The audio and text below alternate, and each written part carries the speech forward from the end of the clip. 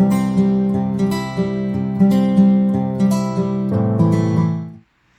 the Lord. இயேசு கிறிஸ்துவின் நாமத்தில் உங்கள் யாவரையும் இந்த காலை ஆராதனைக்கு அன்போடு வாழ்த்தி வரவழைக்கிறேன். பிரியமானவர்களே, கர்த்தர் நல்லவராகவே இருக்கின்றார். ஹல்லேலூயா. God is good all the time. எல்லா வேளைகளிலும் அவர் நல்ல தேவனாக இருந்து நம்ம நடத்துகிறார். ஆனபடியால் பிரியமானவர்களே, அந்த நல்ல தேவனை ஒரு நிமிடம் கண்களை மூடி நாம் பார்த்து ஜெபம் செய்வோமா? Let's pray. கர்த்தாவே, அருமையான இந்த காலை வேளைக்காக நாங்கள் நன்றி செலுத்துகிறோம். ஆண்டவரே, நீ நல்லவர், நீ வல்லவர். வேதாகமம் சொல்லுகின்றது, அவர் நல்லவர் என்று ருசித்து பாருங்கள் என்று சொல்லி கர்த்தாவே, மெய்யாகவே நீ நல்ல தேவனாக இருந்து நாள் வகையிலும் நடத்துவதற்காக ஸ்தோத்திரம். ஆண்டவரே, சேஷமாக இந்த முழு ஆராதனையும் உங்கள் கரங்களை ஒப்புக் கொடுக்கிறோம். தொடர்ந்து ஆண்டவரே, ஆரம்பம் தொடங்கி கடைசி வரையிலும் பரிசுத்த ஆவியானவரே நீங்க ஆட்கொண்டு வழிநடத்த நாங்கள் ஜெபிக்கிறோம். நாங்கள் எடுக்கப்படுகின்ற ஒவ்வொரு காரியத்திலும் அவருடைய கரம் இருக்க, அவருடைய பிரசனம் வீட்டில் இருக்கிற ஒவ்வொரு சபை மக்களுக்கு நிரப்ப நாங்கள் ஜெபிக்கிறோம். அதுவரை காத்துக்கொள்ளுங்க, வழிநடத்துங்க. சகல துதியும் கனமும் மகிமையும் உங்களுக்கு செலுத்தி மனதை இயேசு கிறிஸ்துவின் நாமத்தில் ஜெபிக்கிறோம். ஜெபங்களும் எங்கள் நல்ல பிதாவே, ஆமென். பாருங்கள் பிரியமானவர்களே, நாம் எல்லாம் சேர்ந்து கர்த்தரை ஆராதித்து ஒரு நாமத்தை நாம் மகிமைப்படுத்துவோமாக. ஆமென். வாருங்கள் தேவச்சனமே, இந்த கால வேளையிலே நம் தேவனை ஆராதித்து சிறு பாடல்களை பாடுவோம். நன்றி செலுத்துகிறோம் தகப்பனே, இது அந்த காலை வேலைக்காக நன்றி செலுத்துகிறோம் ஆண்டவரே. அப்போ அந்த ஆராதனை முழுதுமாக ஆண்டவரே நீர் எங்களோடு இருந்து அசைவாட வேண்டும் என்று ஜெபிக்கிறோம். நீரே ஆரம்பம் முதல் இறுதி வரை எங்களை வழிநடத்த வேண்டும் என்று ஜெபிக்கிறோம். வாருங்கள் தேவச்சனமே, முதல் பாடலாக உற்சாகமாக அற்புதர் அற்புதர் இயேசு அற்புதர் என்ற பாடலை பாடுவோம்.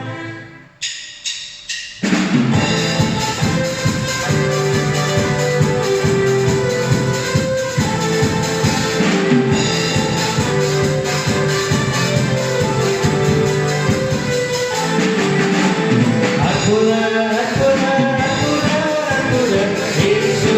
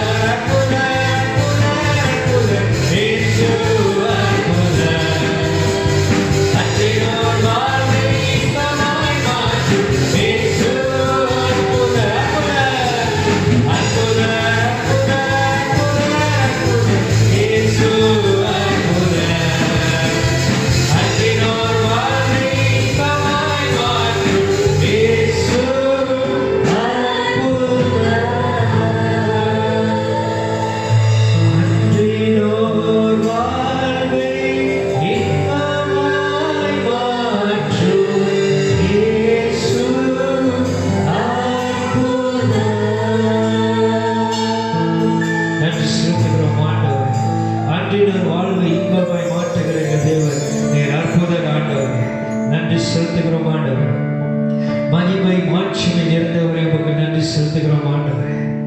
ஓ ஹalleluya. நன்றி ஆண்டவர், நன்றி ஆண்டவர். ஜெபஸ்துதியோடு பாடலை பாடுவோமாக தேவ ஜனமே.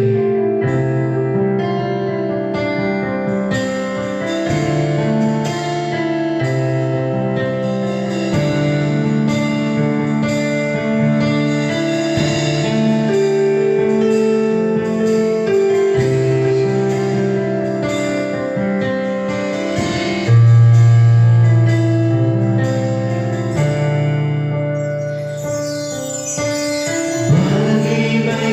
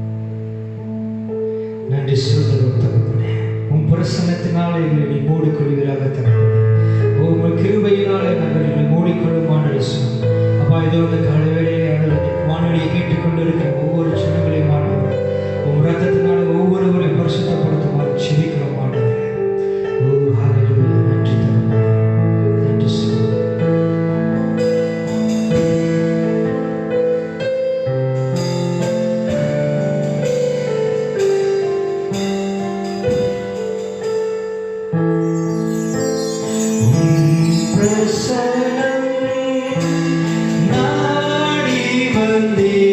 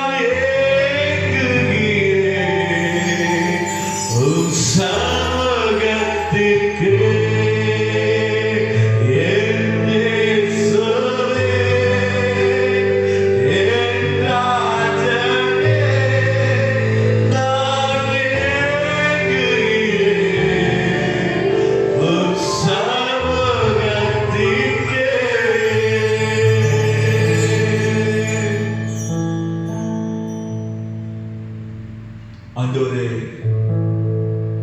நன்றியோடு நாங்கள் ஸ்தோத்திரிக்கிறோம், நன்றியோடு நாங்கள் துதிக்கிறோம். ஆண்டவரே, வாழ்க்கையில எவ்வளோ வாரங்கள் அழுத்தலாம் ஆண்டவரே, எவ்வளோ சூழ்நிலைகள் மாறி மாறி ஆண்டவரே எங்களுடைய வாழ்க்கையை பாதிப்புக்குள்ளாய் கொண்டு வரலாம் ஆண்டவரே.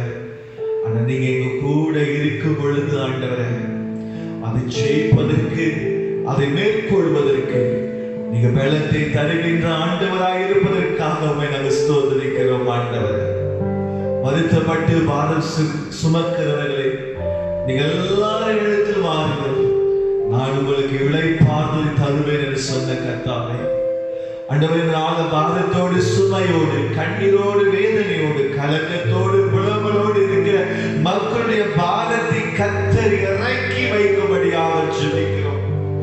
ஆண்டவரே, பல நாட்களாக, பல மாதங்களாக, பல வருடங்களாக ஜெபித்துக் கொண்டிருக்கிற பிள்ளைகளின் கூக்குரலை கர்த்தர் கேட்கும்படியாக ஜெபிக்கிறோம். ஆண்டவரே, நீ ஆகாரை பார்த்து சொன்னீர் அல்லவா, ஆண்டவரே உன் கண்ணீரை பார்த்தேன் என்று சொல்லி ஆகார் உமக்கு பேரிட்டார், நீர் என்னை காண்கிற தேவன் என்று சொல்லி கர்த்தாவே, ஆண்டவரே நீ நிச்சயமாகவே எங்களை பார்த்து கொண்டிருக்கிறேன், நிச்சயமாகவே எங்கள் கண்ணீரை நீ கண்டிருக்கிறீர். ஆண்டவரே, ஆண்டவரே அதற்கேற்ற பதிலை வெகு விரைவாக கர்த்தர் கொடுக்கும்படியாக நாங்கள் ஜெபிக்கிறோம். ஆண்டவரே, ஆண்டவரே உம்மை நாங்கள் ஸ்தோத்திரிக்கிறோம், உம்முடைய நாமத்தை நாங்கள் துதிக்கிறோம். ஆண்டவரே, ஹல்லேலூயா, நன்றி நன்றி நன்றி நன்றி. ஆண்டவரே, பிரியமானவர்களே, உம்முடைய கரங்களை எல்லாம் அப்படியே உயர்த்தி இருக்கிற இடத்துல முழங்கால் படியிட முடிந்தால் முழங்கால் படியிட்டு ஆராதிக்கும் சூழ்நிலையில நம்முடைய இதயத்தை ஆண்டவருக்கு முன்பதாக உயர்த்தி சொல்லுமா. Thank you Lord. வாழ்க்கையின் பாரங்கள் நெருக்கையிலே ஓர் பிரசன்னம் என் அடைக்கலமே. வாழ்க்கையின் பாரங்கள் நெருக்கையிலே ஓர் பிரசன்னம் என் அடைக்கலமே.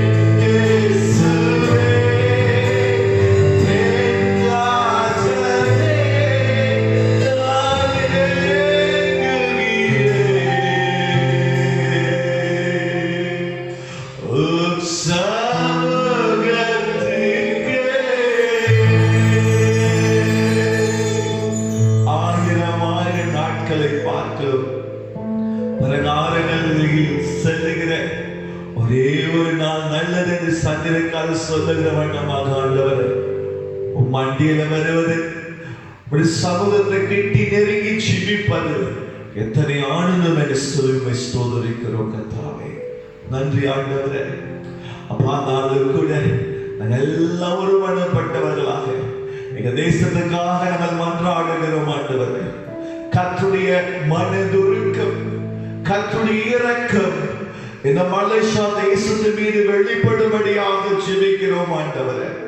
கர்த்தாவே, நாடு சுகமே இல்லாம கண்ணீரிலும் வேதனையிலும் கலக்கத்திலே நிறைந்திருக்கிற நாடை கண்ணோக்கி பாரும் ஆண்டவரே. ஆண்டவரே, உம்முடைய இரக்கத்தை வெளிப்படுத்தும்படியாக ஜெபிக்கிறோம் ஆண்டவரே. ஆண்டவரே, நீர் மனமிறங்கும்படியாக நாங்கள் ஜெபிக்கிறோம் ஆண்டவரே. இந்த தேசம் உம்முடைய நன்மையை காணும்படியாக நாங்கள் ஜெபிக்கிறோம் ஆண்டவரே. எங்க தேசத்தில் இருக்கிற எல்லா இருள்கள் இயேசுவின் நாமத்திலே விலகும்படியாக ஜெபிக்கிறோம் ஆண்டவரே. எங்க தேசத்தில் இருக்கிற அக்கிரமங்கள் விலகும்படியாக ஜெபிக்கிறோம் ஆண்டவரே. எங்க தேசத்தில் இருக்கிற பாவங்கள் விலகும்படியாக ஜெபிக்கிறோம் ஆண்டவரே.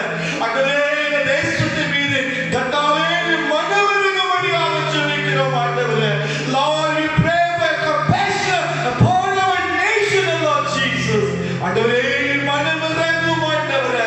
உம்முடைய கிருபையை வெளிப்படுத்தும் ஆண்டவரே. ஆண்டவரே, தேசத்தை ஆளுகிற தெய்வம், ராஜ்யங்களை ஆளுகிறவர் நீர் அல்லவா கர்த்தாவே. இந்த தேசத்தின் மீது கர்த்தருடைய இரக்கம் வெளிப்படும்படியாக ஜெபிக்கிறோம் ஆண்டவரே. இந்த தேசத்துக்கு விரோதமாக எழும்புகிற எல்லா பிசாசு தடைகளை ஆண்டவர் உடைக்கும்படியாக நாங்கள் ஜெபிக்கிறோம் ஆண்டவரே. ஓ ஹalleluya. இந்த தேசம் ஆண்டவரே உம்முடைய கரத்தில் அல்லவோ இருக்கிறது ராஜா. இது உம்முடைய தேசம் ஆண்டவரே. மலேசியா உமக்கு சொந்தமான தேசம் ஆண்டவரே. ஆண்டவரே, வாழ்கின்ற மலாய்க்காரர்கள், சீனவர்கள், தமிழர்கள், மற்ற இன மக்கள் எல்லாருக்காக ஜெபிக்கிறோம் ஆண்டவரே. ஆண்டவரே, உம்முடைய ஃபேவர், உம்முடைய இரக்கம் வெளிப்படும்படியாக ஜெபிக்கிறோம் ஆண்டவரே. ஆண்டவரே, விசுவாசிக்கிறோம். எங்க தேசத்தின் மீது ஒரு ஆசீர்வாதமான மலை, ஒரு சுத்திகரிப்பின் மலையை கர்த்தர் ஊற்றும்படியாக ஜெபிக்கிறோம். Lord, we pray that Lord bless our nation, the Lord. நாட்டை கர்த்தாவே நீர் ஆசீர்வதிக்கும்படியாக ஜெபிக்கிறோம். ஆசீர்வதியும் ஆண்டவரே. ஆண்டவரே, north, south, east, west எல்லா பகுதிகளிலும் ஆண்டவருடைய கரம் வெளிப்படும்படியாக ஜெபிக்கிறோம். உம்முடைய தேவ தூதர்களை தேசம் முழுவதுமாய் நிறுத்தும்படியாக ஜெபிக்கிறோம். எங்க நாட்டை பாதுகாக்கும்படியாக ஜெபிக்கிறோம். Lord, protect our country, Lord. ஆண்டவரே, ஸ்தோத்திரிக்கிறோம். தேவன் அப்படி செய்ய போவதற்காக நன்றியோடு ஸ்தோத்திரிக்கிறோம். இந்த வியாதியில போராடி கொண்டிருக்கிற ஒவ்வொரு மகளுக்காக சிறு பிள்ளைகளுக்காக எல்லாருக்காக ஜெபிக்கிறோம். சுகமாக்கும் மருத்துவமனைகள் பெட்டி எல்லாம் காலியாகட்டும் ஆண்டவரே. அவருக்கு சுகம் பெற்று வீடு திறக்கும்படியாக நாங்கள் ஜெபிக்கிறோம். வியாதியில சிம்டம்ஸாக போராடி கொண்டிருக்கிற ஒவ்வொரு சகோதரி கர்த்தர் தொட்டு சுகமாக்கும்படியாக ஜெபிக்கிறோம். Lord, heal them, Lord, because we know that Lord, you are our great healer, Lord. Lord, heal them, bless them and be with them, Lord Jesus. கர்த்தாவே, இருக்கும்படியாக நாங்கள் ஜெபிக்கிறோம். நீர் ஆசீர்வதியும், நீர் பலப்படுத்தும், நீர் சுகப்படுத்துகிறார். ஆண்டவரே, முழுவதுமாக இந்த நேரத்தை உங்களுடைய கருத்தில் ஒப்புக் கொடுக்கிறோம். வீடுகளுக்கு சபை மக்கள், சிறு பிள்ளைகள், பெரியவர்கள் எல்லாரையும் பலப்படுத்தும், எல்லாரையும் ஆசீர்வதியும் ஆண்டவரே. உமக்கு முன்பதாக எங்களை தாழ்த்துகிறோம். ஒருவரையே நாங்கள் உயர்த்துகிறோம். இந்த யாவும் மாறாத இயேசு கிறிஸ்துவின் நாமத்திலே ஒப்புக் கொடுத்து ஜெபிக்கிறோம். ஜெபங்களும் எங்கள் நல்ல பிதாவே. ஆமென், ஆமென். கர்த்தர் ஜெபத்திலே நாம் யாவரும் ஒருமனப்படுவோமாக. பரமண்டலத்திலே எங்கள் பிதாவே, நீ நாமம் பரிசுத்தப்படுவதாக, நீ ராஜ்யம் வருவதாக, சித்தம் பரலோகத்தில் செய்யப்படுவது போல பூமியிலே செய்யப்படுவதாக. அன்றாட எங்களுக்கு தாரும். எங்கள் விரோதமாய் குற்றம் செய்கிறவர்களை நாங்கள் மன்னிக்கிறது போல எங்கள் குற்றங்களை எங்களுக்கு மன்னியும். எங்களை சோதனையில் பிரவேசிக்க பண்ணாமல் தீமை நிரஷ்டிக்கிறோம். ராஜ்யம் வல்லமை மகிமையும் இன்றைக்கும் வருவீர்களே. ஆமென், ஆமென்.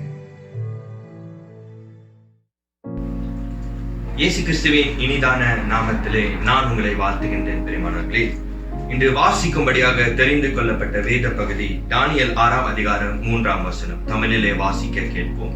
தானியேல் 6ஆம் அதிகாரம் வசனம் 3.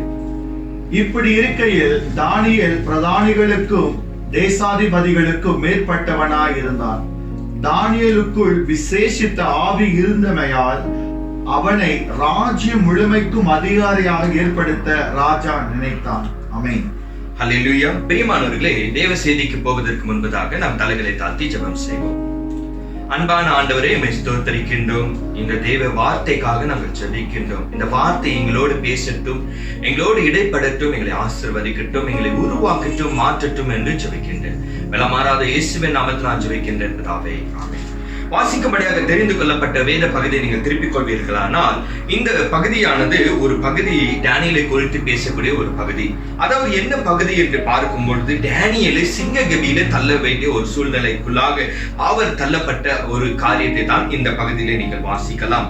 பிரியமானவர்களே, டேனியல் எப்படிப்பட்ட ஒரு தலைவராய் இருந்தார் என்று பார்க்கும்போது, Daniel was one of the 3 leaders directly under Darius. அவர் ஒரு ராஜாவின் கீழே ஒரு 3 தலைவர்கள் இருப்பார்கள். அந்த தலைமைத்துவத்திலே முக்கியமான ஒரு தலைமைத்துவத்தில் அவர் இருந்ததை நீங்கள் பார்க்கலாம். பிரியமானவர்களே, and இவருக்கு என்ன இருந்தது பார்க்கும் பொழுது, he had an excellent spirit, ஒரு விசேஷித்த ஆவி அவருக்குள்ளாக இருந்தபடினால ராஜா என்ன செய்ய நினைத்தார் என்று பார்க்கும் பொழுது, ராஜ்யம் முழுவதற்கும் இவரை அதிபதியாய் ஆக்க வேண்டும் என்று ஒரு திட்டம் தீட்டினார்.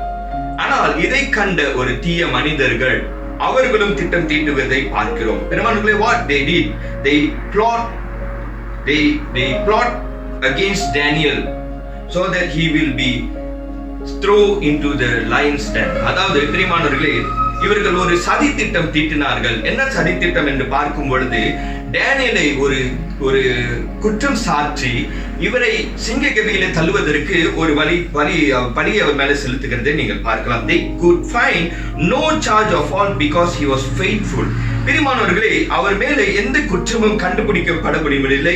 அவர் மேலே எந்த குற்றம் சாட்டுவது என்று அவர்களுக்கு தெரியாத ஒரு சூழ்நிலையில அவர் ஒரு உண்மையான ஒரு மனிதன், அவர் ஒரு தீங்குக்கு அஞ்சாத மனிதன், அவர் எப்பொழுதும் கடவுளுக்கு விசுவாசமாய் உள்ள ஒரு மனிதன். ஒன்று. இரண்டாவது, அவர் செய்கிற வேலையிலே உண்மை முத்துவமாய் செய்யக்கூடிய ஒரு மனுஷனாய் அவர் காணப்பட்டார்.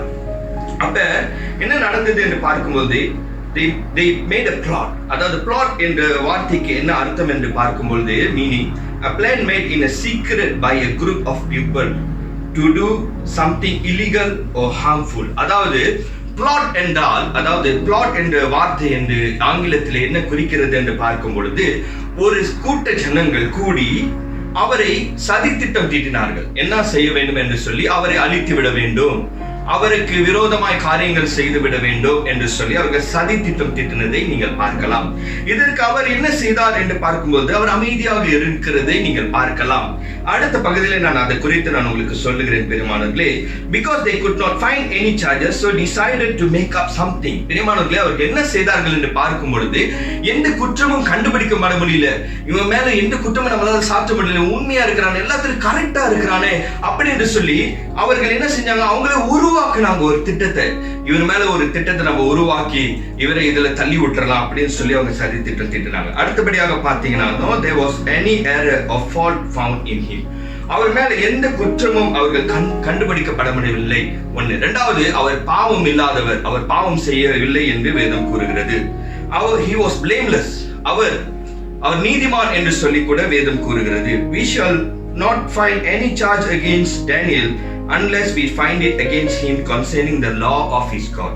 அதாவது 4ஆம் வசனத்தையும் 5ஆம் வசனத்தையும் நாம் தமிழிலே வாசிக்க கேட்போம். அப்பொழுது பிரதானிகளும் தேசாதிபதிகளும் ராஜ்யத்தின் விசாரிப்பிலே தானியேலை குற்றப்படுத்தும்படி முகாந்தரம் தேடினார்கள். ஆனாலும் ஒரு முகாந்தரத்தையும் குற்றத்தையும் கண்டுபிடிக்க அவர்களால் கூடாதிருந்தது. அவன் உண்மை உள்ளவனாய் இருந்தபடியால் அவன் மேல் சுமத்த யாதொரு குற்றமும் குறைவும் காணப்படவில்லை. அப்பொழுது அந்த மனுஷர், நாம் இந்த தானியேலை அவனுடைய தேவனை பற்றி வேத விஷயத்திலே குற்றப்படுத்தும் முகாந்தரத்தை கண்டுபிடித்தால் ஒழிய அவனை வேறொன்றில் குற்றப்படுத்த முகாந்தரத்தை கண்டுபிடிக்க கூடாது என்றார்கள்.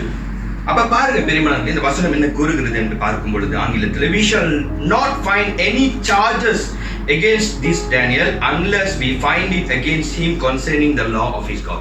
அதாவது இவர் மேல ஒரு செய்யற வேலை ஒரு காரியங்கள் எல்லாமே கரெக்டா இருக்கிறாரு. அப்ப இவர் என்ன செய்யணும்னா இவரோட கடவுள் விஷயத்திலே நம்ம இவரை மாட்டி விடலாம்னு சொல்லி அவங்க திட்டம் திட்டுறாங்க, சதி திட்டுறாங்க. பிரியமானவர்களே, இதுக்கு பின்னால் ஒரு கூட்ட ஜனமே வேலை செய்தது. இவர் மேல பழி சுமத்தி அவரை அவமானப்படுத்தி அவரை அந்த பதவியை விட்டு தள்ளணும், அவரை கீழே கொண்டு வந்துடணும், நம்ம மேல போயிடணும் அப்படின்னு சொல்லி அவங்க சதி திட்டம் திட்டுனாங்க. அதுல அவங்க தீட்டின முதல் சதி என்னன்னு பாத்தீங்கன்னா, இவன் ரொம்ப கடவுள்னு சொல்லிட்டு இருக்கிறான், அந்த கடவுள் விஷயத்திலே இவனை மாட்டி விடணும் அப்படின்னு சொல்லி அவங்க சதி திட்டம் திட்டுனாங்க. அப்ப 6ஆம் வசனத்தை வாசிக்க கேட்போம். பின்பு அந்த பிரதானிகளும் தேசாதிபதிகளும் கூட்டம் கூடி ராஜாவிடத்தில் போய் அவனை நோக்கி, தரிவு ராஜாவே, நீர் என்றும் வாழ்க.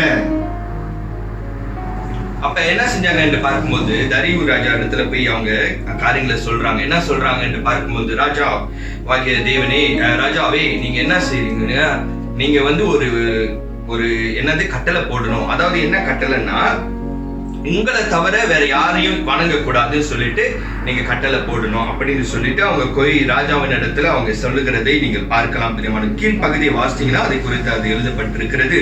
எவனாகிலும் 30 நாள் வரையில் ராஜாவாகி உண்மை தவிர எந்த தேவனையானாலும் மனுஷனாலும் நோக்கி யாதொரு காரியத்தை குறித்து விண்ணப்பம் பண்ணினால் அவன் சிங்கங்களின் கெபியிலே போடப்பட ராஜா கட்டளை பிறப்பித்து உறுதியான தாக்கீது செய்ய வேண்டும் என்று ராஜ்யத்துடைய எல்லா பிரதானிகளுக்கும் தேசாதிபதிகளுக்கும் பிரபுக்களுக்கும் மந்திரிமார்களுக்கும் தலைவர்களுக்கும் ஆலோசனை பண்ணி கொண்டிருக்கிறார்கள்.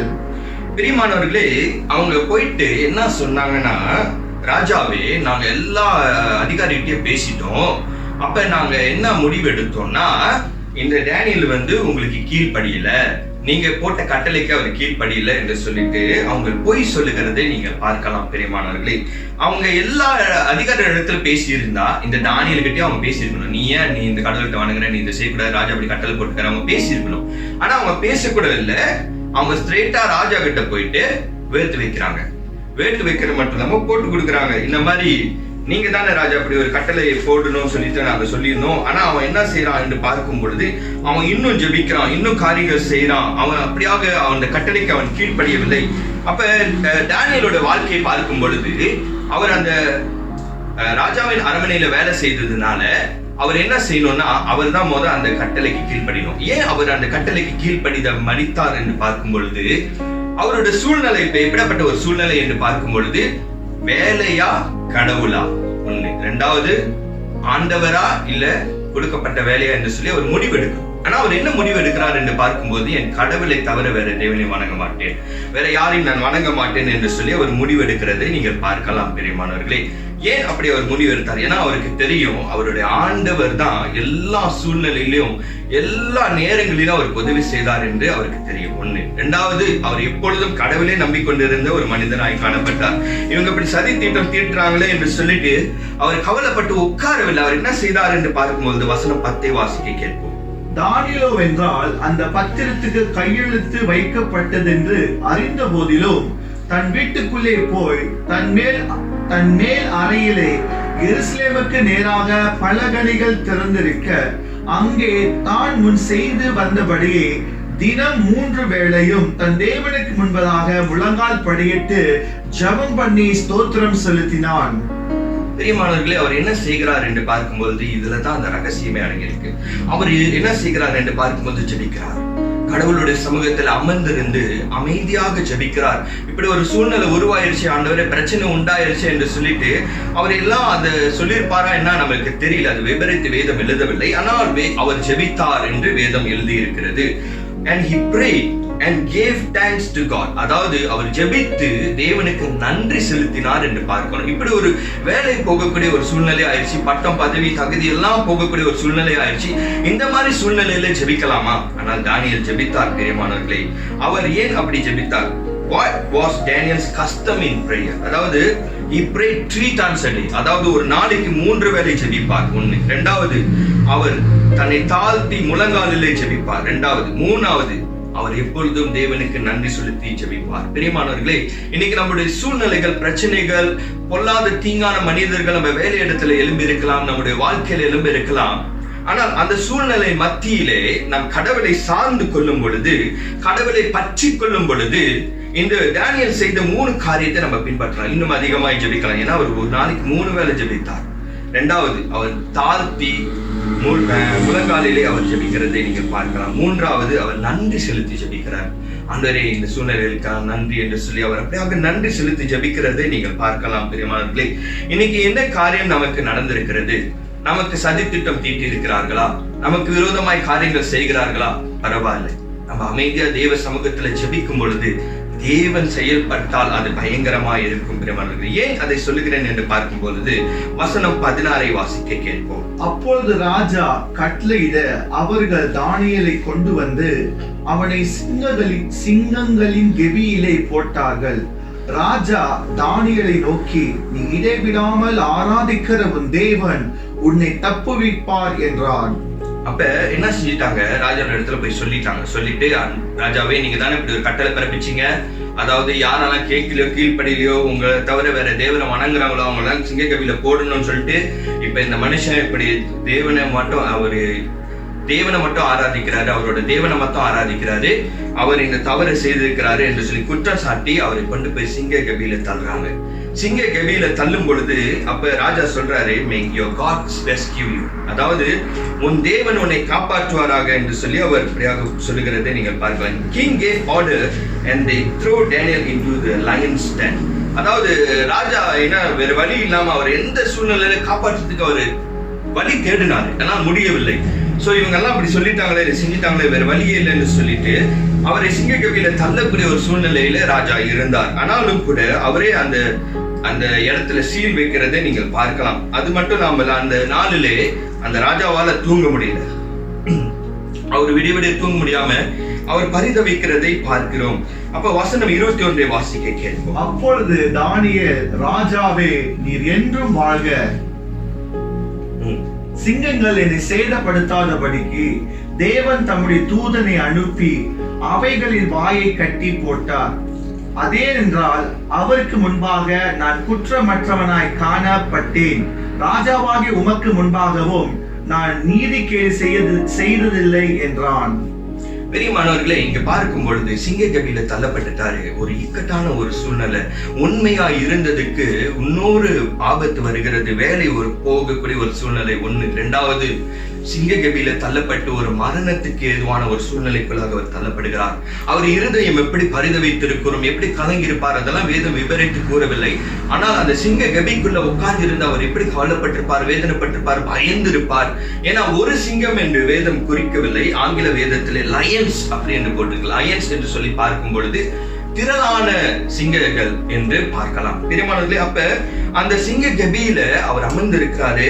அப்ப அந்த வேளையிலே அவர் சொல்றாரு, God sent his angel to shut the lion's mouth. அந்த ராஜாவே, கடவுள் என்ன செய்தார்? தேவதூதனை அனுப்பி இந்த சிங்கங்களின் வாயை கட்டி போட்டார். இன்னைக்கு பிரியமானவர்களே, நமக்கு விரோதமாய் மனிதர்கள் எழும்பலாம், பகைமைகள் எழும்பலாம், ஒரு பிளாட் செய்யலாம். பிளாட் என்று பார்க்கும்போது ஒரு சதி திட்டம் தீட்டி அவர்கள் காரியங்களை செய்யலாம். ஆனா நம்ம தேவனை சார்ந்து கொண்டு ஜெபித்துக் கொண்டு நம்ம அவரே நம்பிக்கொண்டு இருக்கும் பொழுது கர்த்தர் நமக்காக யுத்தம் செய்வார். என்ன நடந்தது என்று பார்க்கும்போது கடவுள் தேவ தூதரை அனுப்பி அந்த சிங்கங்களின் வாய்களை கட்டி போட்டார் என்று பார்க்கிறோம். அவர் என்ன சொன்னார் என்று பார்க்கும் பொழுது, I have done no wrong before you. ராஜாவே, உங்களுக்கு விரோதமா நான் எதுவும் தவறா நடக்கல, நான் எதுவும் தவறா செய்யல. because he believe in his God. அவர் கடவுள் மீது அதிகமாய் நம்பிக்கை வைத்தார் என்று பார்க்கிறோம். பிரியமானவர்களே, அது மட்டுமல்லாமல் 24ஆம் வசனத்தை நீங்கள் வாசிப்பீர்கள். அந்த fate of those who plotted against Daniel. அதாவது இந்த தானியேலுக்கு விரோதமா சதி திட்டம் திட்டினாங்களே, அவங்களுக்கு என்ன நடந்துச்சுன்றது 24ஆம் வசனத்துல வாசிக்க கேட்போம். தானியேல் மேல் குற்றம் சாற்றின மனுஷரையோ வென்றால் ராஜா கொண்டு வர சொன்னான். அவர்களையும் அவர்கள் குமாரரையும் அவர்கள் மனைவிகளையும் சிங்கங்களின் கெபியிலே போட்டார்கள். அவர்கள் கெபியின் அடியிலே சேரும் முன்னே சிங்கங்கள் அவர்கள் மேல் பாய்ந்து அவர்கள் எலும்புகளை எல்லாம் நொறுக்கி போட்டது. பெரியமானவர்களே, இன்னைக்கு டேனியேல் உண்மையா இல்லைன்னா அவர் சிங்க கபியில போடப்பட்ட அந்த சூழ்நிலையிலே அவர் மறைத்து போயிருப்பார். அவர் கடவுளுக்கு உண்மையா இருந்தார், எப்பொழுதும் கடவுளை சார்ந்து கொண்டால், எப்போதும் ஜெபம் பண்ணி தியானம் பண்ணி ஆண்டவரோடே அவர் சஞ்சரித்தபடினாலே அவரை கடவுள் விஷயத்திலே மாட்டி விட்டுட்டாங்க. பாத்தீங்களா? அவங்க வேற எந்த விஷயத்துல மாட்டி விடல, இவரை கடவுள் விஷயத்துல தான் நம்ம மாட்டி விட முடியும் என்று சொல்லி கடவுள் விஷயத்திலே அவரை மாட்டி விட்டுட்டாங்க. ஆனால் அவர் என்ன செய்தார் என்று பார்க்கும்பொழுது அவர் 3 வேளை ஜெபிக்கிறதை நீங்கள் பார்க்கலாம். அதற்கான பலன் என்ன என்று பார்க்கும் பொழுது இந்த தீய மனிதர்கள் செய்த சதி திட்டம் ஒரு முடிவுக்கு வந்தது. அப்ப யார் உண்மை யார் பொய் என்ற வெளிச்சம் வெளியே வந்தது. அதுல என்ன நடந்தது என்று பார்க்கும்போது the lions overpowered them because they ever come to the bottom of the lion den. அதாவது அவர்கள் அந்த உள்ள செல்லறதுக்கு முன்னாடியே அந்த சிங்கம் போய் அவங்க குடும்பத்தெல்லாம் கடிச்சு நொறுக்கி எலும்புகள் எல்லாம் நொறுக்குகிறதை பார்க்கிறோம். பிரியமானவர்களே, இந்த செய்தி மூலமா நம்ம என்ன கற்றுக்கொள்கிறோம் என்று பார்க்கும் பொழுது we should not plot against anyone. அதாவது நம்ம யாருக்கு விரோதமாக சதி திட்டம் தீட்டக்கூடாது. அது கடவுளோட வேலை. நம்ம அமைதியா ஜெபம் பண்ணி நம்ம காத்திருப்போமே என்று சொன்னால் கர்த்தர் நமக்காக யுத்தம் செய்வார். கர்த்தர் நமக்காக காரியங்களை வாய்க்க செய்வார். We should not plot against anyone falsely and accuse anyone.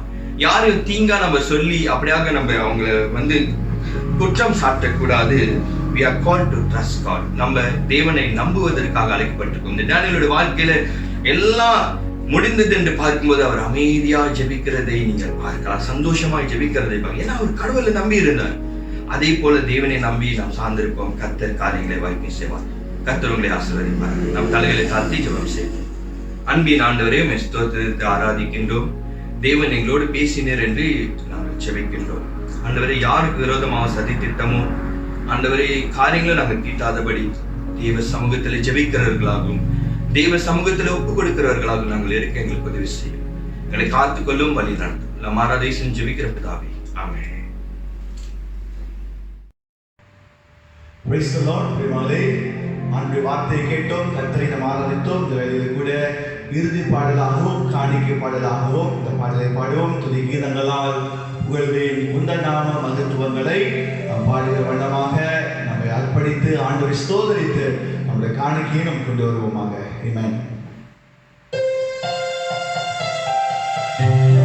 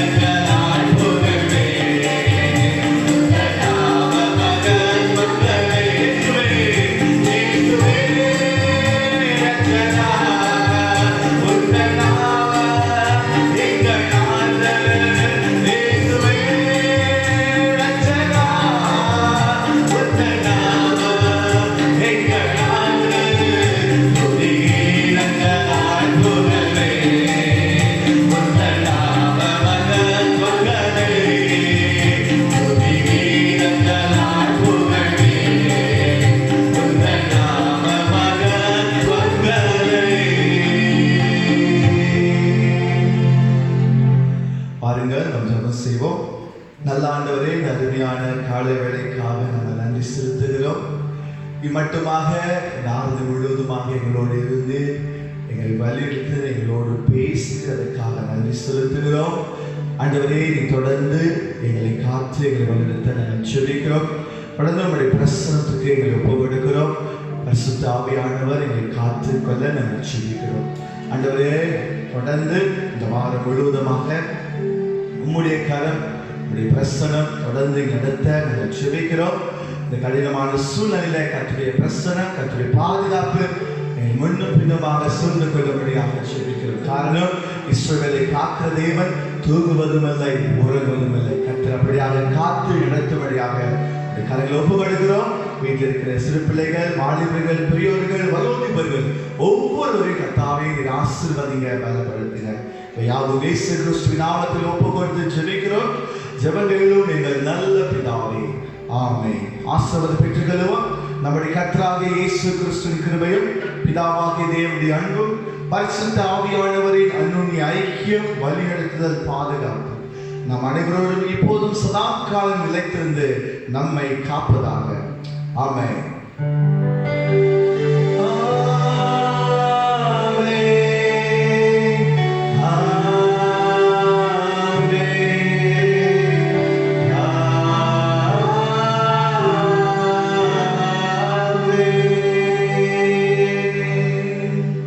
என் ஆத்மாவே கர்த்தரை ஸ்தோத்திரி, என் முழுமே பரிசுத்த நாமத்தை ஸ்தோத்திரி. என் ஆத்மாவே கர்த்தரை ஸ்தோத்திரி, கர்த்தர் செய்த சகல உபகாரங்களையும் மறவாதே. ஆமென். அறிவிப்புகள். பிரியமானவர்களே, வருகின்ற புதன்கிழமை நமக்கு லெந்து ஆராதனையாக அனுசரிக்கப்படும் லென்த் சர்வீஸ். ராத்திரி 8 மணிக்கு நமக்கு லெந்து ஆராதனை நடைபெறும். It's going to be Zoom online meeting. ஜூம்ல லைஃபாக நடத்தப்படும். ஆனபடினால இந்த லிங்க் உங்களுக்கு அனுப்பி வைக்கப்படும். சபை மக்கள் யாரும் இந்த லிங்கை கிளிக் பண்ணி இந்த லெந்து ஆராதனை, அதாவது சாம்பர் புதன்கிழமை ஆராதனையில், ஐஸ்வரிசி ஆராதனையில் நீங்கள் கலந்து கொள்ளுமாறு உங்கள் அன்போடு கேட்டுக்கொள்கிறோம். கர்த்தர் உங்களை ஆசீர்வதிப்பாராக. God bless you.